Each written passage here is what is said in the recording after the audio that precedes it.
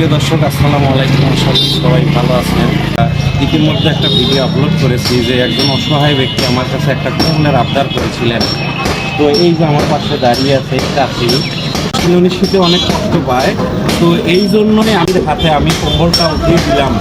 প্রিয় বন্ধুরা, সবসময় আমার জন্য দোয়া করবেন, আমি যেন এইভাবে সারা জীবন মানুষের পাশে থেকে এই অসহায় ব্যক্তিদের আমি সেবা করে যেতে পারি।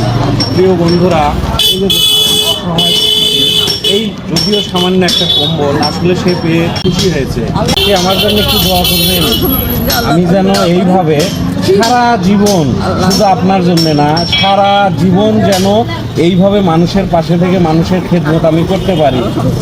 এটাই আপনার কাছে আমার চাওয়া। আমি ছেলে হিসেবে আপনার কাছে শুধু দোয়া চাচ্ছি।